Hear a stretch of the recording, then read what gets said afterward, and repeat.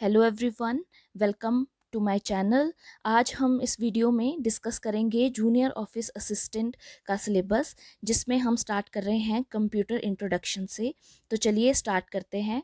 जो word computer है वो लिया गया है कंप्यूट वर्ड से, जिसका मतलब होता है टू कैलकुलेट। और जो कंप्यूटर है ये एक इलेक्ट्रोमैकेनिकल डिवाइस है that can perform arithmetic operations at high speed.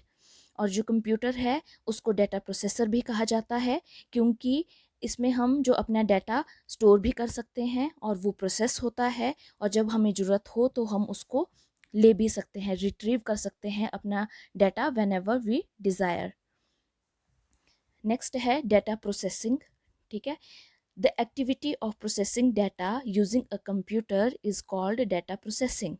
जैसा कि डायग्राम से आपको समझ आ रहा होगा कि जो कंप्यूटर है हमने उसको एज अ डाटा प्रोसेसर लिया है।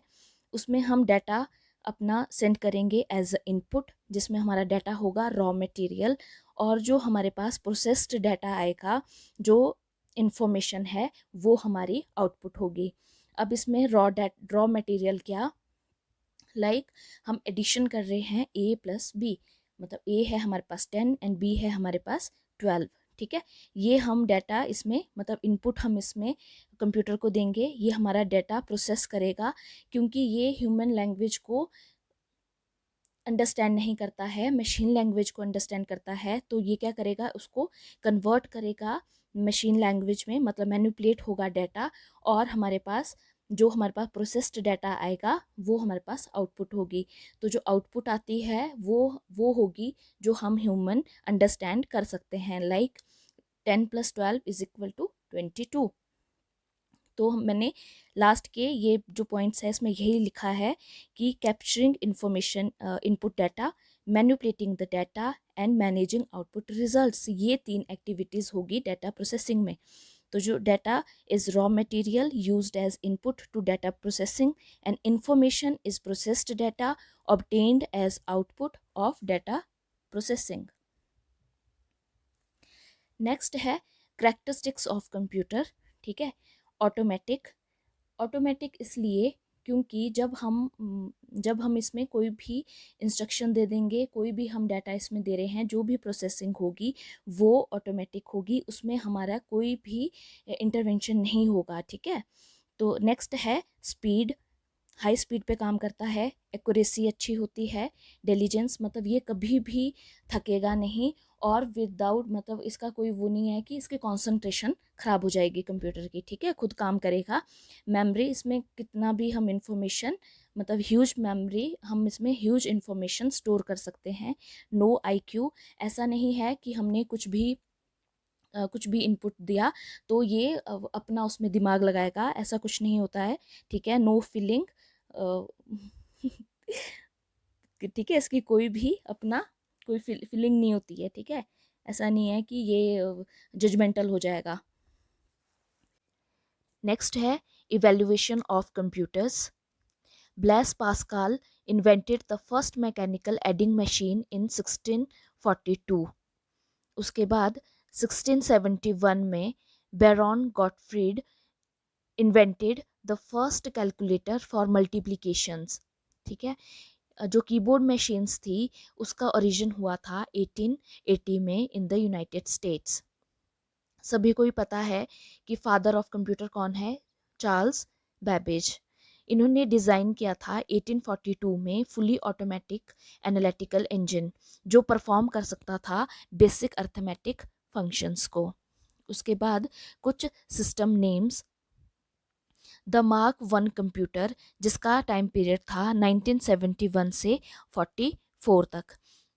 ये एक इलेक्ट्रोमैकेनिकल डिवाइस थी जिसमें 3000 इलेक्ट्रिकल स्विचेस यूज़ होते थे, और इसको इंस्टॉल करने के लिए एक मतलब जिसकी जो ये कंप्यूटर सिस्टम था, इसकी लेंथ थी 50 फीट एंड 8 फीट हाइट, जिसको इंस्टॉल करने के लिए पूरा एक रूम चाहिए होता था। And it could perform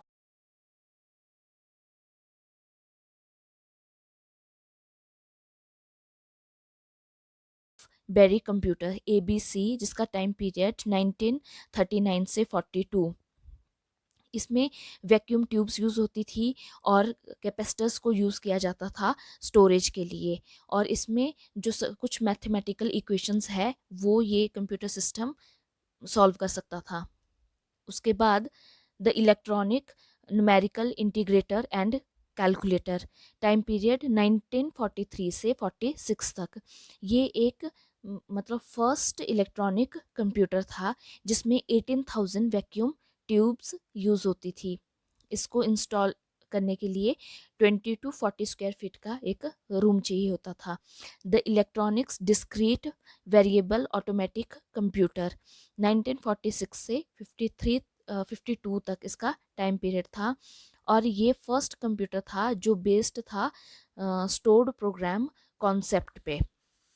stored program concept क्या होता है कि जिसमें हम कंप्यूटर मेमोरी में इंस्ट्रक्शंस को स्टोर कर सकते हैं ताकि वो परफॉर्म करे वैरायटी ऑफ टास्क को इन सीक्वेंस। ठीक है, इसको कहते हैं stored program concept. And it could also store both instruction and data in binary form. Binary form मतलब जो हमारा इंस्ट्रक्शन एंड डाटा है वो जो डाटा है उसको 0 1 की फॉर्म में स्टोर कर सकता था इस कंप्यूटर सिस्टम में। The electronic delay storage automatic calculator, 1947 से 49। ये जो एब्रीवेशंस है ये पूछी जा सकती है एग्जाम में। द यूनिवर्सल ऑटोमेटिक कंप्यूटर 1, ये फर्स्ट डिजिटल कंप्यूटर था फॉर बिजनेस एंड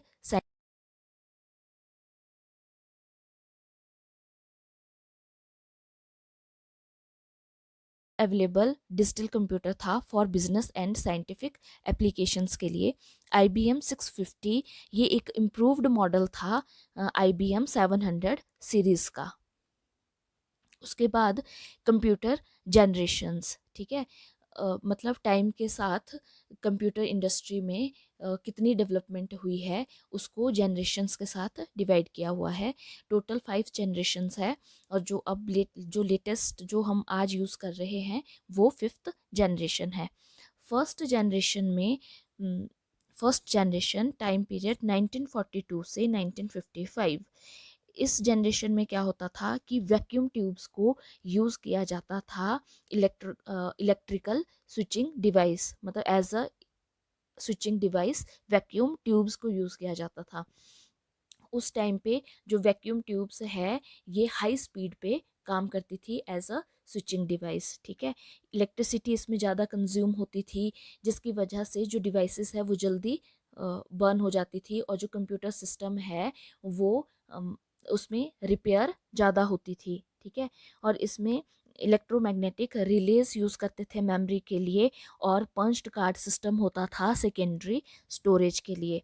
और जो सॉफ्टवेयर टेक्नोलॉजीज है उसमें मशीन लैंग्वेज का यूज़ करते थे जो बहुत ही डिफ़िकल्ट थी। ठीक है, मतलब जो प्रोग्रामर था सिर्फ वही उसको अंडरस्टैंड कर सकता था जो एक्सपर्ट है। ठीक है, स्टोर्ड प्रोग्राम कॉन्सेप्ट इसमें यूज़ करते थे। मैंने आपको पहले भी बताया था, एक बार फिर से बता रही हूँ कि जो कंप्यूटर मेमोरी है उसमें हम इंस्ट्रक्शंस को स्टोर करते हैं ताकि वो वेराइटी ऑफ टास्क को परफॉर्म कर सके in sequence. Mostly scientific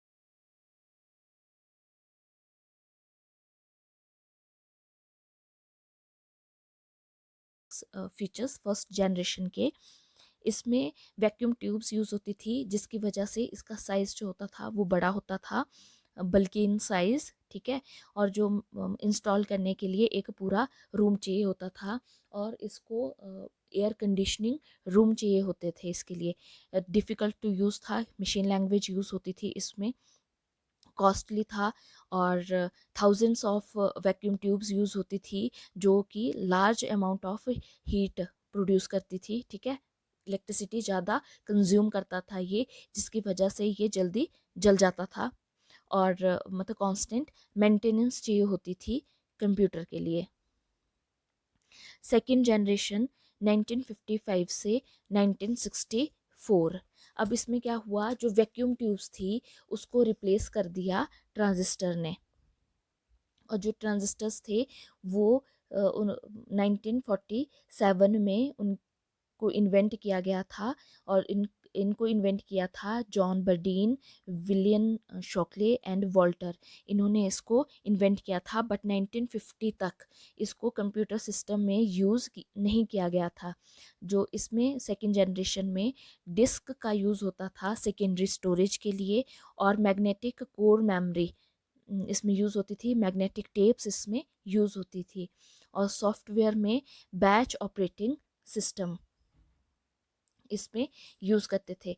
batch operating system क्या होता है कि जो यूज़र है वो अपना जो यूज़र है वो जैसे अपना डाटा सबमिट करता था कंप्यूटर सेंटर में फॉर प्रोसेसिंग, ठीक है।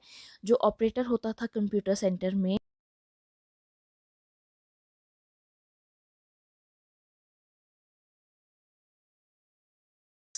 ठीक है, तो ये एक मतलब ज़्यादा इसमें जो रिज़ल्ट है वो डिले होते थे, तब वो जो आउटपुट होती थी वो यूज़र को कंप्यूटर सेंटर से कलेक्ट करनी पड़ती थी, ठीक है। हाई लेवल प्रोग्रामिंग लैंग्वेज इसमें यूज़ हुई, और साइंटिफिक एंड कमर्शियल एप्लीकेशंस की करेक्टरिस्टिक्स, तो ये थोड़ा फास्टर हो गया, ट्रांजिस्टर्स यूज़ हुए तो इसका साइज़ थोड़ा कम हो गया, और ये थोड़ा इजी हो गया फर्स्ट जनरेशन से, ठीक है। और इसमें असेंबली लैंग्वेज का यूज़ करते थे, मतलब जो हमारी इंस्ट्रक्शंस है, डाटा है, उनको वर्ड्स में उसको मतलब इनपुट दे सकते थे वर्ड्स में लिख के, तो थोड़ा इजी हो गया। नेक्स्ट है थर्ड जनरेशन। अब ट्रांजिस्टर्स की जगह मतलब एक आईसीज आ गई, इंटीग्रेटेड सर्किट, जिसमें इलेक्ट्रॉनिक कंपोनेंट्स को एक स्मॉल चिप पे प्लेस्ड कर देते थे। Electronic components like transistors, resistors, capacitors ये यूज़ करते थे, उनको प्लेस कर देते थे एक सिंगल चिप पे। आईसी टेक्नोलॉजीज जो होती है वो उसको माइक्रो इलेक्ट्रॉनिक्स टेक्नोलॉजी भी कहते हैं, क्योंकि जो भी मतलब इंटीग्रेट कर सकते हैं large number of circuit components को एक स्मॉल चिप पे, ठीक है।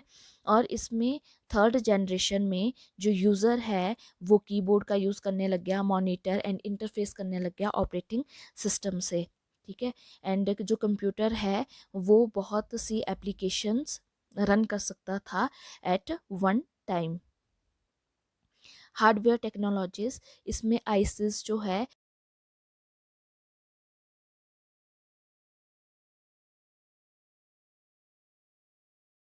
Integration and MSI medium scale integration technologies पे, ठीक है। पहले एसएसआई पे हुआ, फिर थोड़ी सी और डेवलपमेंट हुई, फिर एमएसआई पे। एसएसआई में क्या होता था कि 10 to 20 कंपोनेंट्स को ही एक चिप पे प्लेस्ड कर सकते थे, और एमएसआई में क्या हो गया कि अबाउट 100 कंपोनेंट्स को प्लेस्ड कर सकते थे। Large magnetic cores memory use होने लगी, larger capacity disk and magnetic tapes use होने लगे मेमोरी स्टोरेज के लिए। Software technologies, time sharing operating system इसमें एक कॉन्सेप्ट इंट्रोड्यूस हुआ, जिसमें मल्टीपल यूज़र्स डायरेक्टली एसेस कर सकते थे एंड शेयर कर सकते थे कंप्यूटर रिसोर्सेज को। और जो ये time sharing operating system concept है, ये इसको इंट्रोड्यूस किया था बाय जॉन एंड थॉमस, इन्होंने इसको इंट्रोड्यूस करवाया था। और इसमें हाई लेवल प्रोग्रामिंग लैंग्वेज इसमें यूज़ होने लग गई। स्मॉल साइज़ हो गया क्योंकि आईसीज यूज़ हो रही है, ठीक है। थोड़ा मतलब इजी हो गया ऑपरेट करने में, और कॉस्ट भी इसकी कम हो गई, थोड़ा फास्ट हो गया। और इसमें जो लार्ज प्राइमरी सेकेंडरी स्टोरेज हो गई, और इजी हो गया यूज़ कर मतलब यूज़ करने में इजी हो गया, अपग्रेड कर सकते थे। टाइम शेयरिंग ऑपरेटिंग सिस्टम जो है वो मतलब एक मल्टीपल यूजर्स उसको यूज़ कर सकते थे, ठीक है। फोर्थ जनरेशन 1975 से 1984, जो आईसिस है वो एलएसआई एंड वीएलएसआई टेक्नोलॉजीज पे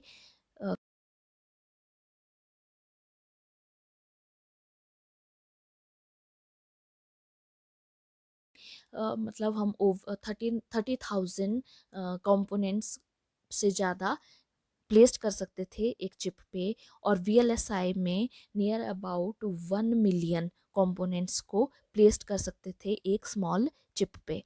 और इसमें इंट्रोड्यूस हो गया माइक्रो प्रोसेसर 4th जनरेशन में।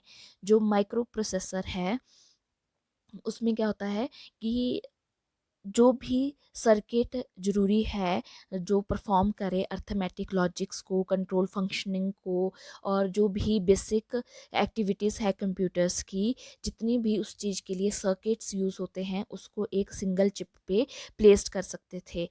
इस जनरेशन में डेवलपमेंट हो गई कीबोर्ड्स, माउस और जितनी भी हैंड हैंडल्ड डिवाइसेस है उसको यूज़ करते थे, और ग्राफिकल यूज़र इंटरफेस, ठीक है, ये सारा इसमें इंट्रोड्यूस हो गया 4th जनरेशन में। हार्डवेयर टेक्नोलॉजीज़, आईसीज, मैंने अभी बताया कि LSI एंड VLSI टेक्नोलॉजीज़ पे काम करना स्टार्ट हो गया। माइक्रो प्रोसेसर्स इसमें इंट्रोड्यूस हो गया।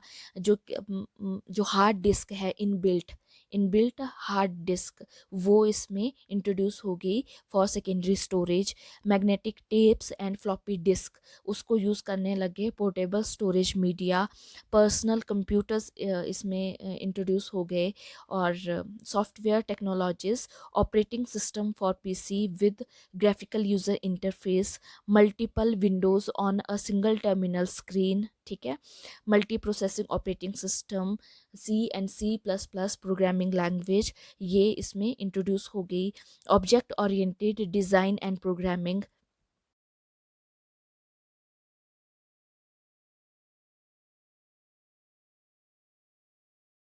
स्मॉल हो गए, अफोर्डेबल हो गए और इजी टू यूज़ हो गए, ठीक है, और जनरल पर्पस मशीन बन गया, easy to upgrade, easier to produce commercially.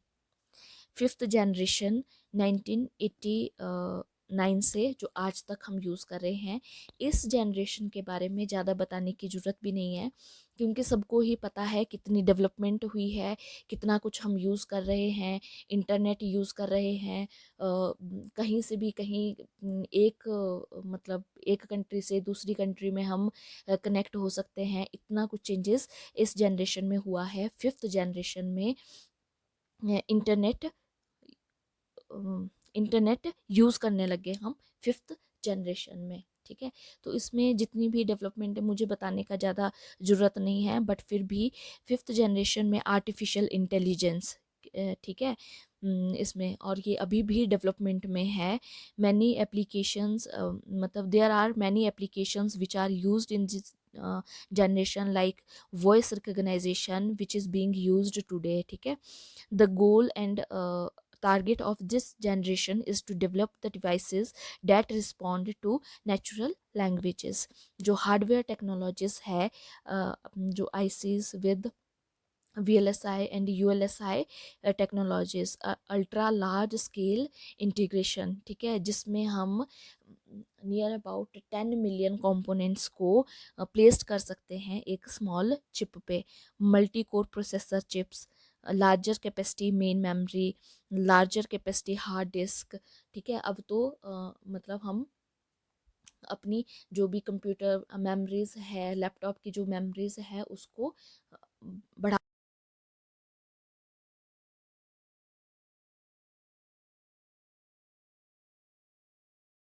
The internet, ये सबसे ज़्यादा सभी यूज़ कर रहे हैं।